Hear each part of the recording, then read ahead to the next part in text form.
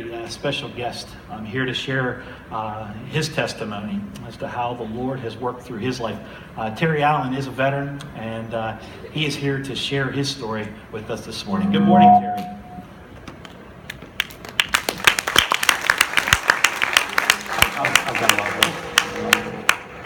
Folks, I have to tell you right up front, this is kind of freaky. Pastor Jeff asked me a couple of weeks ago if I could come and talk about this to you today, and no one in the connection service has a clue what's going to come out of my mouth. Honest to goodness, that's the truth. That's all up here, okay? First song they sang, it said, saving souls from darkness around. This is a saving soul talk. The second song they sang said, I'm made new because of you.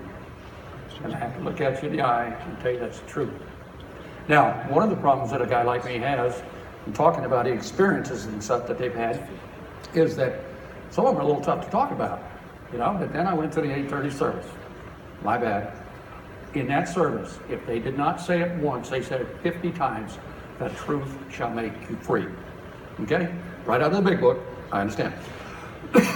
But, so I thought, oh, God, I don't know if I can do this or not, but I'm going to have to. I'm going to have to just say it. I'm old. Okay? I'm like really old. You know that 70 that comes in the Bible? For those of you that are graduates of some of the state-sanctioned institutes of higher learning, that's 70 years old. Okay, I'm within spitting distance of that. Okay? And what old people do, and I find it kind of common to everybody, is they reflect back. They think about what they were when they were young, they think about the experiences that brought them to where they're at, and eventually they start thinking about where they're going to go. So I've come to some conclusions over the last couple of years. One is that getting old is not for sissies. Okay, I have hearing aids, I have a knee brace, I have ortho shoes on, okay? This is tough business. Second of all, the merits of a full head of hair are vastly overrated.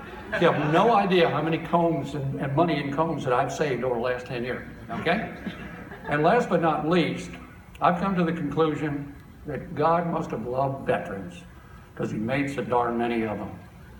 In my home community of St. Johns County, there are about 200,000 people. 20,000 of those people are veterans. 20,000 of that, that's one person in 10, okay? And I'm sure that the numbers are here in Duval and any other place we live. Now, the business of becoming a veteran, in our country especially, we try to make it a family affair. We saw PAP and we saw, you know, so the first slide that they're going to put up for me shows my family, my veteran family. Hopefully my slide will come up. There it is, there it is. Okay, on the left, William Arthur Blundell, machine gunner, First World War. In the center, William Glenn Allan, my dad, infantryman in the Pacific, Silver Star, Purple Heart. Next to him is me. Generation. That's our tradition. That's what we do, okay? Now the next slide shows me about 6 or 8 months out of basic training. I'm a veteran. All people who join the service are veterans. And they all go through some trials and tribulations. First of all, you have to get through the basic trainings and the drill sergeants. I'm an ex-drill sergeant. You continue this unseemly behavior, I will personally rip your throat out and pour molten kiwi in your throat. You see, that sort of thing. Now, y'all have never heard that before? Okay, right. Anyway, one of the other things that goes on with getting old, I had to bring a cheat sheet because I couldn't remember the numbers that I calculated. I had never done this before. I have been a veteran for 18,723 days. That equates to 51 years, 3 months, and 4 days. Now, I'd kind of like you to stick that 51 in the back of your mind back there, because it's going to be important in a couple of minutes, okay? Next slide shows me, I'm in Vietnam right now, but I haven't really seen anything bad. Little puppy dogs, a big grin, you know, I'm still kind of an 18-year-old, almost 19-year-old kid there, okay? And then something happens. We go to the next slide, and it shows another side of the coin, okay? Not all veterans end up as combat veterans.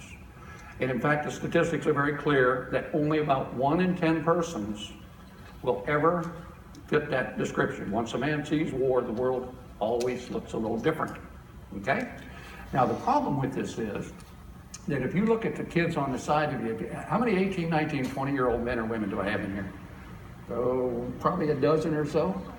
That's probably who's under that mask. This is a soldier in Iraq. They wear that to scare the enemy.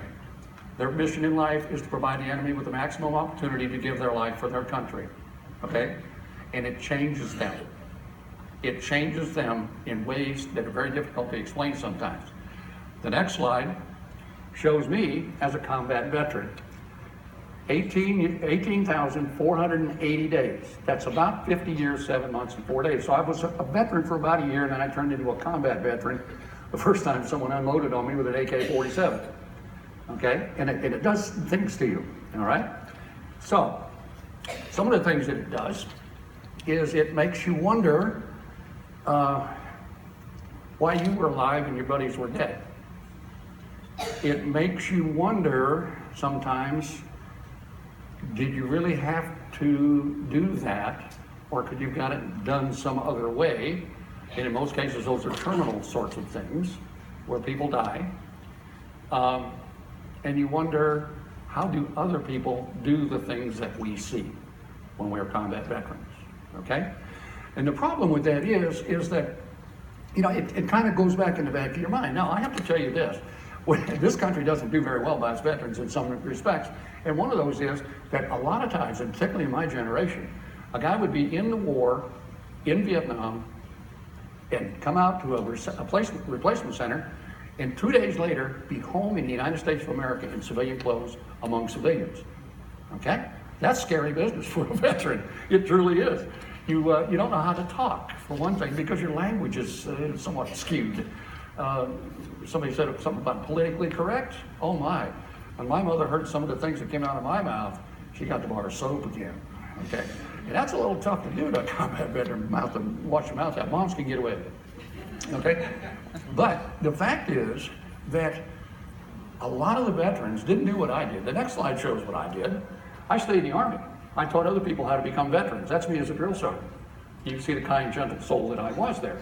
Okay? One of the things about staying in the military is that you're typically with other veterans in the military, and you can talk about it.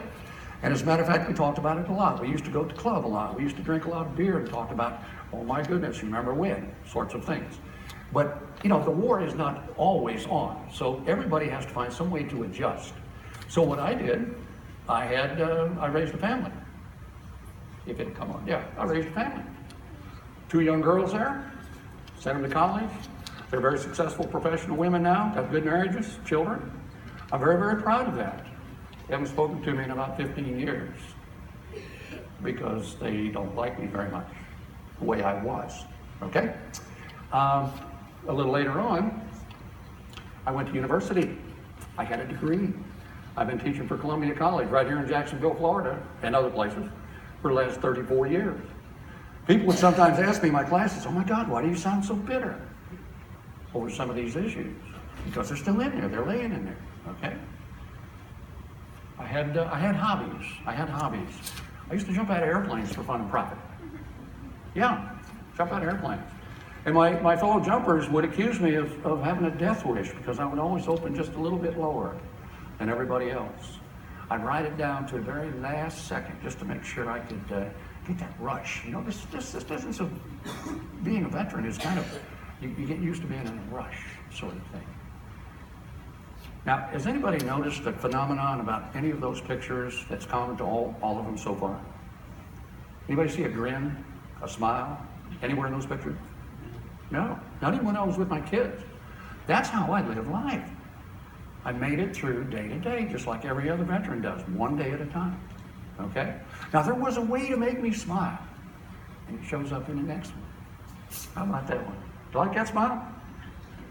We did that a lot, because when you drank or did drugs, for whatever logic you were using, the memories went away for a while. And they just kind of faded off into the background. Of course, the next morning when you woke up, they were right back. It's not a big deal. And then something happened. I met an angel. And the story of that is way too long for this morning, but I met an angel.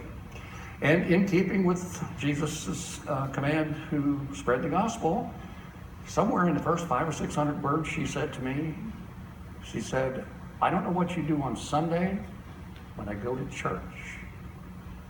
I went, church? As in like a sanctuary and Bibles and all that sort of thing? I'd been in church in 40 years. I'd not been in church in 40 years. First Sunday comes, so I go to church. Okay, I'll get in the car. And I did. And I went over in that sanctuary right across the hall there. And I sat almost in the very back row where I could get out that left-hand door in case the ceiling fell down on me. Because I'd heard about stuff like that, you know. So, anyway, long story short, one of the very first sermons I heard here was by Pastor Jen. Some of you may remember Pastor Jen. And she said to the congregation at the non-traditional service over there at 9:45, she said, you know, sometimes life just sucks. Did she just say that life sucks? This is a pastor, that's how they talk. I didn't know that, you know. But Jen had a little special, and she was talking about Job and the trials and tribulations of Job, and how, you know, he was suffering and suffering and suffering and still believing God, and God still believed in him, and it was kind of cool, you know. So the next thing you know, the Alpha course comes up, and I said, hey, do you think we can go to the Alpha course? And I think they described it that as Christianity 101, is what they called it then. So I went to the Alpha course, and I'm going through these really cool classes, and what's the guy's name? I can't think of the pastor's name. It was the narrator on that and all that. But anyway, after a while it started to sink in. And about a year later, I said to Karen, I think I need to be baptized. And they were offering baptism right around Easter time. And I went and I asked my mom, who lived over in Black at the time. She said, I asked her, I said, Mom, was I ever baptized? And she said, no, your dad's people weren't very big on that. I said, well, I'm going to get baptized. And she broke into tears. I'm thinking to myself, Mom, what are you crying for? She said, you're saved. You're going to be okay. She has always thought that, you know, with my bad behaviors and stuff, I was going the other direction. So now she's happy. She's really happy. So anyway, long story short, they dumped me in the Atlantic Ocean in February. Me and Mike Day and Pastor Braithwaite and Pastor Curran couldn't even get us back up. I thought they were going to drown me, man. Oh, under the water, back up. But you can see now the grin is just starting to come. Can you see in the picture? It's kind of tickling the edges here. You see, and I'm kind of happy right there. If you couldn't tell. And later on, I found a new family. Somewhere. Oh, no, we went to the Bahamas. We were on a mission trip. Yeah, we went on a mission trip. And look at that grin. Is that for real or what? Huh? You know, my face actually hurt when I did that. I was like this all my life. No, it hurt. But it was so much fun, and I decided I'd keep doing it. And so we had family, new family. That's a good grin, okay? That's some more family. Somewhere in there. Easter. The risen Christ. 2 Corinthians 5:17 says, when a person comes to Christ, they are a new creation. When a person comes to Christ, they are a new creation. And he also said, if you see my word, it'll be the truth. And the truth shall set you free. Last line. This is a song by Jars of Clay. We are one in the Spirit, one in the Lord. The last two sentences say it all. They'll know we're Christians by our love. They'll know we're Christians by our love. Mary Warner was sitting in a pew behind me the second time I came in this church. And she leaned over and tapped me on the shoulder and she said, sir, it is so good to see you back again. Every 5 years I remind her of that. She breaks into tears. Angels come in all shapes and sizes. Thank you very much.